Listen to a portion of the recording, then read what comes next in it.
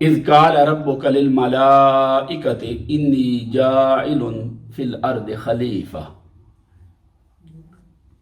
کہ وہ وقت یاد کیجئے جب آپ کے رب نے ملائکہ سے کہا کہ میں اس زمین میں خلیفہ بنانے لگا۔ اب اولیت محمدی صلی اللہ علیہ وآلہ وسلم پر تفصیلاً گفتگو ہو چکی، ملائکہ کے وجود پر گفتگو ہو چکی، جنات کے وجود پر بھی پچھلے جمعۃ المبارک پر کچھ گفتگو ہم نے کر دی۔ آج ہے فی الارض خلیفہ، لفظ خلافت پر بات کریں گے کہ خلافت کیا ہے۔ خلیفہ کا جو لفظ ہے یہ خلفن سے نکلا ہے، خلف سے مشتق ہے۔ خلیفہ فعیلتن کے وزن پر خلیفتن استعمال ہوتا ہے۔ اس کا معنی ہوتا ہے پیچھے آنا۔ تو خلیفہ اس کو کہتے ہیں جو پہلے گزر جانے والے کی جگہ پر آ جائے، اس کی جگہ لے لے، بعد میں آنے والا۔ اللہ رب العزت نے جب فرعون کو غرق کیا تو اس کا جو بدن تھا اس کو آئندہ لوگوں کے لیے محفوظ رکھتے ہوئے اللہ رب العزت نے، تاکہ بعد والوں کے لیے یہ وعید بن جائے، تو اللہ پاک نے ارشاد فرمایا کہ فَالْيَوْمَ نُنَجِّيكَ بِبَدَنِكَ لِتَكُونَ لِمَنْ خَلْفَكَ آیَةً۔ اللہ پاک نے ارشاد فرمایا کہ آج ہم تیرے بدن کو محفوظ رکھیں گے تاکہ یہ تیرے پیچھے آنے والوں کے لیے نشان عبرت بن سکے۔ تو پیچھے آنے والوں کے لیے نشان عبرت بنے، تو پیچھے آنے والوں کے لیے اللہ پاک نے لفظ استعمال کیا ہے لمن خلفک آیا، جو تیرے پیچھے آئیں گے، تو خلف سے خلفک آیا، جو تیرے پیچھے آئیں گے ان کے لیے اس کو ہم نشانی اور عبرت بنا رہے ہیں، تو اس لیے ہم تیرے بدن کو محفوظ کر رہے ہیں۔ تو لفظ خلف جو ہے یہ پیچھے آنے والوں کے لیے، بعد میں آنے والوں کے لیے استعمال ہوتا ہے۔ اور دن اور رات، ان کو اللہ رب العزت نے قرآن مجید میں خلفہ کہا ہے کہ دن کے بعد رات آتی ہے اور رات کے بعد دن آتے ہیں، یہ ایک دوسرے کے پیچھے چلتے رہتے ہیں، ایک دوسرے کی جگہ لیتے رہتے ہیں۔ اس لیے اللہ پاک نے فرمایا وَهُوَ الَّذِي جَعَلَ اللَّيْلَ وَالنَّهَارَ خِلْفَةً، کہ اللہ رب العزت کی ذات وہ ذات ہے کہ جس نے دن اور رات کو ایک دوسرے کے پیچھے آنے والا بنایا، یہ ایک دوسرے کی جگہ لیتے۔ لفظ خلفہ یہاں پر بھی استعمال فرمایا اللہ پاک نے۔ تو خلفہ کا مطلب ہوتا نیابت یا خلافت، کسی کا نائب ہو جانا، کسی کا خلیفہ ہو جانا، کسی کی جگہ لے لینا، اس معنی میں لفظ خلافت عام طور پر استعمال ہوتا ہے۔ اب اس کا معنی نیابت یا کسی کا قائم مقام، تو اہل لغت نے بھی یہی معنی بیان کیا ہے۔ جیسے کہا جاتا ہے کہ خلف فلان فلانا، کہ فلاں بندہ فلاں بندے کا خلیفہ ہوا، تو اس کا مطلب یہ ہوتا ہے کہ اے قام بالامر عنہ اما معہ و اما بعدہ۔ اس کا معنی یہ ہے کہ فلاں شخص جو ہے یہ فلاں کا قائم مقام ہوا، یعنی یہ اس کے بعد آ گیا، اس کی جگہ پر آ گیا، اس کا قائم مقام ہو گیا، چاہے یہ اس کی زندگی میں اس کا قائم مقام بن جائے یا اس کے دنیا میں رخصت ہونے کے بعد اس کا قائم مقام بن جائے، اس کو خلیفہ کہا جاتا ہے۔ اس لیے خلافت کا معنی یہ کیا جاتا ہے کہ الخلافت النیابت عن الغیر اما الغیبت المنوب عنہ و اما لموتہ و لعجزہ و اما لتشریف المستخلف، کہ خلافت کسی دوسرے کے نائب اور قائم مقام ہونے کو کہتے ہیں، خواہ اس کی عاجزی کی وجہ سے اس کو خلیفہ کہا جائے، خواہ پہلا آدمی نااہل ہو چکا ہے، کچھ ڈیلیور کرنے کے قابل نہیں رہا، اس لیے یہ اس کا خلیفہ ہو گیا اور یہ ڈیلیور کرے گا اس کی جگہ پر آ کر، یا محض نائب بنانے کے لیے ہو سکتا ہے، یا تشریف کے لیے، یعنی کسی کو عزت اور احترام اور مقام دینے کے لیے یہ عہدہ دے دیا جائے۔ تو خلافت جو ہے یہ پہلے کو ریپلیس کرتی ہے۔ اب اللہ رب العزت کے خلیفہ ہونے کا کیا معنی کہ انسان اللہ کا خلیفہ ہے، تو کیا معاذ اللہ یہ انسان اللہ رب العزت کو ریپلیس کرتا ہے؟ یہ تو ممکن نہیں، وہ تو ازل سے ہے اور ابد تک ہے، وہ تو حی ہے اور قیوم ہے، پھر وہ عاجز بھی نہیں کہ کچھ کر نہ سکتا ہو، اس کے ہاتھ میں تو ساری قدرت اور اختیار ہے، جو چاہے کر سکتا ہے، فعال لما یرید، جو چاہے کر سکتا ہے، علی کل شیء قدیر ہے، ہر کام کرنے کی قدرت رکھتا ہے، طاقت رکھتا ہے، عاجز بھی نہیں، ہمیشہ کے لیے بے نیاز ہے، اس کے لیے موت بھی نہیں کہ کوئی بعد میں آئے اور اس کی جگہ لے لے۔ تو یہاں پر جب ہم اللہ رب العزت کے خلیفہ ہونے کی بات کرتے ہیں تو اس سے مراد یہ نہیں کہ معاذ اللہ وہ خود عاجز آ چکا ہے اور امور کائنات کو چلانے کی اب اس میں قوت و طاقت نہیں رہی معاذ اللہ، اور اب انسان کو اس نے اپنا خلیفہ بنایا، تو یہ بات نہیں ہے۔ اب جب اس نے انسان کو اپنا خلیفہ بنایا تو یہ محض انسان کی تشریف کے لیے، اس کے شرف کے لیے، اس کی بزرگی کے لیے، اس کو درجہ دینے کے لیے، فضیلت دینے کے لیے، تو وہ وائکیریس لائبلٹی دیتا ہے، اس کو نیابتی ذمہ داریاں دیتا ہے۔ وہ چاہے تو اس کے بغیر بھی ساری کائنات کو چلا رہا ہے، یہ انسان نہیں بھی تھا، اس نے کائنات تو بنا دی تھی، یہ تو بعد میں پیدا ہوا، اس سے پہلے جنات بھی اس نے پیدا فرما دیے تھے، جنات سے پہلے ملائکہ بھی وہ پیدا فرما چکا تھا، تو ساتوں زمینیں، ساتوں آسمان، یہ تو انسان کے پیدا ہونے سے پہلے اس نے بنا دی، جنتیں بنا دی، دوزخ بنا دی، 7 آسمان بنا دیے، پورے کا پورا نظام کائنات وہ اس نے وضع فرما دیا، پہاڑ بنا دیے، چشمے، نہریں، پانی پیدا فرما دیا، سمندر پیدا فرما دیے، اس کی مخلوقات پیدا فرما دی، تو جنتیں بھی پہلے سے وجود رکھتی، لو، عرش، فرش، کرسی، قلم، تو ہر حقیقت حیات اللہ پاک تو پہلے پیدا فرما چکا ہے، ہر حقیقت کائنات پہلے پیدا ہو چکی، تو انسان کو جو پیدا فرما رہا ہے تو معاذ اللہ کیا اس نے کوئی اس سے وہ کام لینا ہے جو وہ خود نہیں کر سکا؟ استغفر اللہ۔ تو ایسا کوئی بھی امکان ممکن نہیں ہے، اس چیز کا امکان ہی نہیں، پھر وہ خلیفہ کیوں بنا رہا؟ وہ انسان کو جو خلافت دیتا ہے صرف اس کے شرف اور بزرگی کی وجہ سے اس کو دے رہا، اس لیے فرماتے ہیں اما لتشریف المستخلف، کہ محض عزت افزائی کے لیے، شرف کے لیے، بزرگی کے لیے وہ کہتا ہے یہ میرا خلیفہ ہے، یعنی میرا خلیفہ ہے تو میرے مقام اور مرتبے کو سمجھ لو، اب جو میرا خلیفہ ہوگا تم اگر میرے مقام اور مرتبے کو سمجھو گے تو تمہیں اس کے مقام اور مرتبے کی سمجھ آ جائے گی، یہ میرا ہے۔ تو صرف اس مقصد کے لیے اللہ پاک نے اس انسان کو خلیفہ بنایا، اور اس کو یہ شرف اس لیے دیا کہ اس کے اندر اللہ رب العزت نے اپنے انبیاء پیدا فرمانے تھے، اپنے رسول پیدا فرمانے تھے۔ اللہ رب العزت نے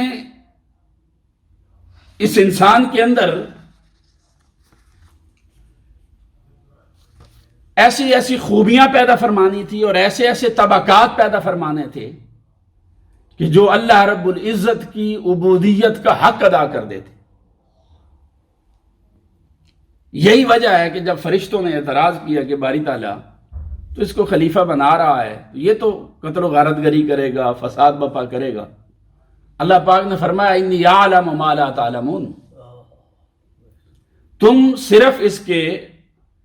ظاہری وجود کے عناصر کو دیکھ کر یہ رائے دے رہے ہو، اس کے اندر گارا، مٹی، پانی استعمال ہوا ہے تو سختی ہوگی، کلیش ہوگا، ٹکرانا ہوگا اس کے اندر۔ اللہ پاک نے فرمایا اس کے اندر ایسی حقیقتیں بھی ہیں جنہیں میں جانتا ہوں مگر تم نہیں جانتے۔ میں اس کو خلافت اس لیے دے رہا ہوں کہ اس کے اندر ایسے ایسے لوگ پیدا ہوں گے، میرے انبیاء آئیں گے، اولو العزم ہوں گے، وہ میری قربت کی خاطر، میری عظمت کی خاطر، میرے دین کی خاطر، میری توحید کی خاطر تکلیفیں برداشت کریں گے، مصائب برداشت کریں گے، آلام برداشت کریں گے۔ ان کو آروں میں چیر دیا جائے گا مگر وہ میرا نام نہیں چھوڑیں گے۔ مصائب ان کا سامنا کریں گے، میری خاطر وہ ہر تکلیف کو سینے سے لگائیں گے۔ ان کے اندر ایسی ایسی ہستیاں پیدا ہوں گی، ابراہیم علیہ السلام جیسی، کہ کئی دنوں سے بھڑکائی گئی نار نمرود کو دیکھ کر میرا نام جپتے ہوئے اس میں چھلانگ لگا دیں گے۔ ان کے اندر موسیٰ علیہ السلام جیسے اولو العزم بھی پیدا ہوں گے، جو فرعون کی فرعونیت کے سامنے فقط میرے نام کی لاج رکھنے کی خاطر ڈٹ جائیں گے، اس کی قوت و طاقت کی پرواہ نہیں کریں گے، جو دریاؤں میں گھوڑے دوڑا دیں گے، ایسے بھی ان کے اندر پیدا ہوں گے۔ ان کے اندر میرے نام کی لاج رکھنے والے ایسے ایسے بزرگ ہستیاں پیدا ہوں گی۔ پھر میرے محبوب آئیں گے، ان کے اندر میری خاطر تکلیفیں برداشت کریں گے، 3 سال تک شیب ابی طالب کا مقاطع برداشت کریں گے، پرایوں کی مخالفت بھی جھیلیں گے، اپنوں کی مخالفت بھی جھیلیں گے، مگر میرے نام کو نہیں چھوڑیں گے، میرا پرچار کریں گے، میری توحید کی دعوت دیں گے، میری خاطر تن من دھن لٹائیں گے، اور میری خاطر اگر مکہ جیسی سرزمین بھی چھوڑنی پڑی تو ہجرت کر کے مدینہ چلے جائیں گے۔ میری خاطر بدر لڑنی پڑے گی، احد لڑنی پڑے گی، دندان زخمی ہوں گے، طائف میں پتھر کھانے پڑیں گے، مصیبتیں ہوں گی، آلام ہوں گے، تکلیفیں ہوں گی، پریشانیاں ہوں گی، کبھی سفر میں ہوں گے، حضر میں ہوں گے، ہر قسم کا ابتلا ان پر آئے گا، مگر میرے نام کی خاطر وہ پیچھے نہیں ہٹیں گے۔ ملائکہ نے کہا یہ قتل و غارت گری کرے گا، اس نے کہا انی اعلم ما لا تعلمون، جب یہ میرا خلیفہ بنے گا اس کے اندر ایسی ہستیاں ہوں گی جو میری خلافت کا حق ادا کر دیں گی۔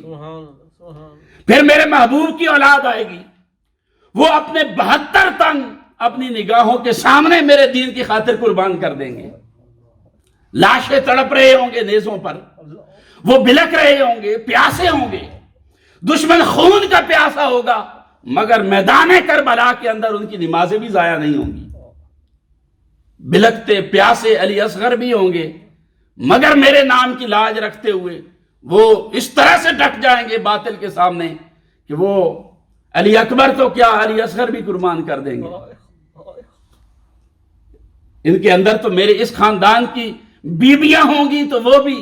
میرے نام کی لاج رکھنے کا حق ادا کریں گے۔ اللہ پاک نے فرمایا انی اعلم ما لا تعلمون، اس کے اندر بڑی بڑی ہستیاں آئیں گی، پھر اولیاء اللہ آئیں گے، پھر صالحین آئیں گے، میرے مقربین ہوں گے، ان میں مومنین ہوں گے، ان میں متقین ہوں گے، ان میں محسنین ہوں گے، ان میں مخلصین ہوں گے، ان میں صابرین ہوں گے،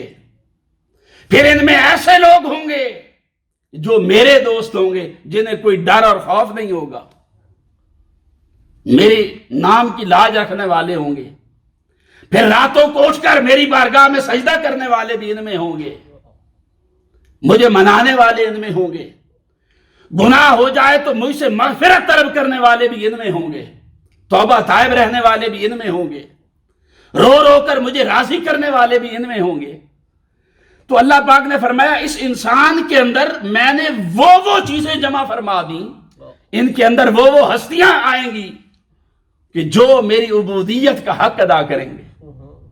جو مجھے منائیں گے، مجھے راضی کریں گے۔ میرے ملائکہ تم تو ہر وقت تسبیح و تحلیل کرنے والے ہو، تمہارے اندر تو گناہ نہیں ہے کہ تم ہر وقت مغفرت طلب کرو، تم تو خود کہتے ہو نحن نسبح بحمدک کہ ہم تو تیری حمد اور تسبیح کرنے والے لوگ ہیں۔ اللہ پاک نے فرمایا یہ حمد کرنے والے بھی ہوں گے، تسبیح کرنے والے بھی ہوں گے اور استغفار کرنے والے بھی ہوں گے، یہ میری رحمت کو آواز دینے والے ہوں گے، میری قربت کے ہر وقت جویاں ہوں گے، طالب ہوں گے۔ اس لیے اللہ پاک نے فرمایا کہ میں یہ انسان اس قابل ہے کہ اس کو اپنا خلیفہ بنا دوں۔ تو یہ اللہ رب العزت نے انسان کی جو خوبیاں ابھی ملائکہ کے سامنے نہ تھیں، تو دراصل ان کو دکھانے کے لیے آگے اللہ رب العزت نے پھر ملائکہ کو ایک ایکسپیریمنٹ بھی کروایا۔ اب اللہ پاک فرما بھی دیتا ان کو، بس فرشتوں میرا حکم ہے، اس انسان کی عظمت کو تسلیم کرو، مانو۔ یقیناً ملائکہ پھر بھی انکار نہ کرتے، اللہ کا حکم جان کر اس کو تسلیم کر لیتے، مان لیتے، مگر اللہ رب العزت نے ان کو مشاہدہ کروایا۔ اور ایک اشارہ انی اعلم ما لا تعلمون کے اندر یہ بھی ہے کہ انہوں نے کہا تھا نحن نسبح بحمدک، ہم ہر وقت تیری تسبیح اور تعلیل کرتے ہیں۔ اس نے کہا انی اعلم ما لا تعلمون، میں جانتا ہوں تم نہیں جانتے۔ تم کہہ رہے ہو ہم کرتے ہیں، یعنی اجتماعی بات کر رہے ہو، تم سارے اپنے بارے میں یہ دعویٰ کر رہے ہو کہ باری تعالیٰ ہم تسبیح اور تحلیل کرتے ہیں۔ اللہ پاک نے فرمایا وقت آئے گا، ابھی تم نہیں جانتے، جان جاؤ گے کہ جو میرے سجدے کا حکم دینے کے باوجود انکار کر دے گا وہ بھی تمہارے اندر ہی ہوگا۔ جو سجدہ نہیں کرے گا، اکڑ جائے گا، میرا حکم نہیں مانے گا، فرمایا انی اعلم ما لا تعلمون، میں جانتا ہوں، ابھی یہ بات نہ کرو۔ تو اللہ رب العزت نے پھر ملائکہ کو ایک مشاہدہ بھی کروایا، اور مشاہدہ یہ کروایا کہ اللہ پاک نے کائنات کی ساری اشیاء کو جمع کر دیا۔ اب ملائکہ سے حکم منوانا تھا، تو ایک طریقہ کار تو یہی تھا، حکم دے دیا جاتا، دیٹس آل، اٹس کمانڈمنٹ، یہ میرا حکم ہے، اس کی پاسداری کرو، خبردار، جھٹلا نہیں سکتے، میں کہہ رہا ہوں بس یہ خلیفہ ہوگا۔ تو آپ کون ہوتے ہو؟ تو اللہ پاک اگر حکمن مجبور کرتا ملائکہ کو، تب بھی وہ انکار کرنے والے نہیں تھے، وہ تو ماننے والے تھے۔ اللہ پاک نے ان کو اپنے حکم دے کر آدم علیہ السلام کی تعظیم کے لیے پابند نہیں کیا، بلکہ تجربے سے گزارا، ان کو مشاہدہ کروایا ہے کہ عظمت آدم کا خود مشاہدہ کر لو۔ جب تم عملی طور پر آدم علیہ السلام کے سامنے آؤ گے اور مقابلہ کرواؤں گا نا، وہاں تمہیں عظمت آدم کا ادراک ہو جائے گا۔ چیزیں ساری رکھ دی، ملائکہ کو کہا کہ ان چیزوں کے نام بتاؤ، انبئونی باسماء ہؤلاء ان کنتم صادقین، اگر سچے ہو تو ان چیزوں کے نام بتاؤ، وہ نہیں بتا سکے۔ اب اللہ پاک نے آدم علیہ السلام کو فرمایا کہ انبئہم باسمائہم، آپ ان چیزوں کے نام بتائیں۔ فلما انباہم باسمائہم، جب آدم علیہ السلام نے نام بتا دیے ایک ایک چیز کے، تو کہنے لگے قالوا سبحانک لا علم لنا الا ما علمتنا، باری تعالیٰ تیری ذات پاک ہے، ہمارے پاس تو وہی علم ہے جتنا تو نے ہمیں سکھایا ہے۔ تو دیکھیے جب تک عظمت آدم کا ملائکہ کو مشاہدہ نہیں تھا تو اپنی بے بسی کا ادراک بھی، اپنی کم علمی کا ادراک بھی نہیں تھا، بے بسی نہیں، کم علمی کا ادراک بھی نہ تھا۔ باری تعالیٰ بس اتنا ہی ہمارے پاس علم ہے جتنا تو نے ہمیں دیا ہے۔ تو اب جب آدم علیہ السلام کی عظمت دیکھ لی تو پھر کہنے لگے کہ باری تعالیٰ تو بہتر جاننے والا ہے، اور ہم کچھ بھی نہیں جانتے، بس وہی جانتے ہیں جتنا تو نے ہمیں دے دیا۔